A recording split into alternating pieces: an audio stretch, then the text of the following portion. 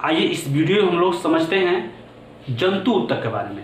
जंतु ऊतक, तो जंतु ऊतक को समझने से पहले इसका एक परिभाषा पहले समझ लीजिए मोटा मोटी, कि कोशिकाओं को ऐसा समूह, कोशिकाओं के ऐसा समूह जिसकी उत्पत्ति, संरचना और कार्य के दृष्टिकोण से तीनों एक ही प्रकार के हों। क्या हो? एक ही प्रकार को। ऐसे कोशिकाओं को समूह को ऊतक कहते हैं। ऐसे क्या कहते हैं? ऊतक कहते हैं। अगर तीनों में से कोई एक भी अलग हो गया, समझ लीजिए कि वो ऊतक नहीं होगा। ये तीनों सेम होना चाहिए, उत्पत्ति भी सेम होना चाहिए, उसका संरचना भी सेम होना चाहिए और उसको कार्य भी सेम होना चाहिए, तभी जाकर वह ऊतक कहलाएगा। ठीक है, अन्यथा नहीं कहलाएगा। चलिए अब ऊतक समझिए। पादप ऊतक को, सॉरी पादप पूर्ण नहीं, जंतु ऊतक को 4 भागों में बांटा गया है। जंतु ऊतक कितने भागों में बांटा गया है? 4 भागों में। चारों के बारी बारी से समझिए। देखिए पहला है उपकला ऊतक। उपकला ऊतक यानी कि इंग्लिश में इसको इपिथेलियम टिश्यू कहा जाता है। उपकला ऊतक को इंग्लिश में क्या कहते हैं? Epithelium tissue. दूसरा है संयोजी ऊतक यानी कि कनेक्टिव टिश्यू। तीसरा है पेशी ऊतक यानी कि मस्कुलर टिश्यू। चौथा है तंत्रिका ऊतक यानी कि नर्वस टिश्यू। समझ गया ना? 4 भागों में बांटा गया है, चारों के बारी बारी से नाम एक बार फिर बोलिए मेरे साथ बोलिए एक बार। उपकला ऊतक, संयोजी ऊतक, पेशी ऊतक और तंत्रिका ऊतक। बोलिए ना, बोलते रहिएगा मेरे साथ, ज़्यादा समझ में आएगा, आपको याद हो जाएगा। ठीक है, अब समझिए उपकला ऊतक। उपकला ऊतक को बना किससे है या कैसे, इसका ये काम क्या है इसका, सभी के बारे में बारी बारी समझते हैं। देखिए उपकला ऊतक जो है ना, ये चपटी हुई होती है। कैसी होती है? चपटी। इसका हर चीज़ चपटा हो रहता है। जैसे में इसका केंद्रक चपटा हुआ, इसका न्यूक्लियस चपटा हुआ, इसको जो दीवार होता है वो भी ईंट की तरह चपटी हुई रहती है ना। मतलब इसकी आकृति ही चपटी हुई रहती है। किसकी? उपकला का। उपकला यानी कि इपिथेलियम टिश्यू का।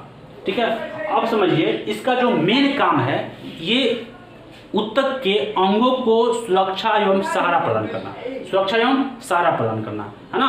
दूसरा काम है इसका विसरण, स्रावन और अवशोषण। विसरण, स्रावन और अवशोषण, ये तीनों मेन काम है किसका? तो सल्की ऊतक का। नहीं सल्की ऊतक नहीं, ये इसका उपकला ऊतक का। ये सब किसका काम है? उपकला ऊतक का काम है। ठीक है, हाँ। आप समझिए उपकला ऊतक को 4 भागों में बांटा गया है। उपकला ऊतक कितने भागों में बांटा गया है? 4 भागों में। चारों का नाम याद रखिए। चारों को मेरे साथ बोलिएगा, मेरे साथ बोलिए। देखिए सल्की ऊतक, क्या नाम है पहले? सल्की ऊतक, सल्की ऊतक नहीं, सल्की इपिथेलियम ऊतक। सल्की इपिथेलियम ऊतक। दूसरा है स्तंभकार इपिथेलियम ऊतक। तीसरा है क्यूबाइडल इपिथेलियम ऊतक।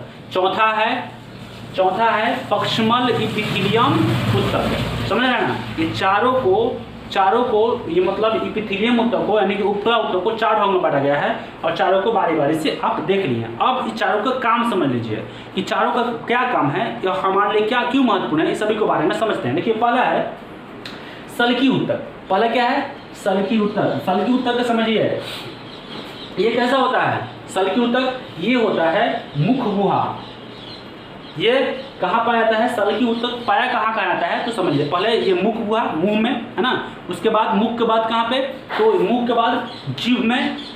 कहाँ पे? जीभ में। मुख के बाद जीभ के बाद ये ग्रास नली के बाद फिर ग्रास नली के बाद उसके बाद जो है आहार नाल में, ये आहार नाल में। उसके बाद फेफड़ा, वायुकोश और रक्तवाहिनी। अब बताइए रक्तवाहिनी तो पूरा शरीर में फैला हुआ है, नस तो पूरा शरीर में फैला हुआ है, तो रक्तवाहिनी में सल्की ऊतक मौजूद होता है। और इन सब में जो भी है, मुख है, जीवा है, उसके बाद फिर फेफड़ा है, पूरे शरीर में जो रक्तवाहिनियां हैं, इन सभी का अस्तर निर्माण काम करता है। अस्तर रूप में ये काम करता है, मजबूती प्रदान करता है सल्की ऊतक, है ना। इसका निर्माण करता है। उसके बाद देख लीजिए स्तंभकार ऊतक है। अब स्तंभकार इपिथेलियम ऊतक।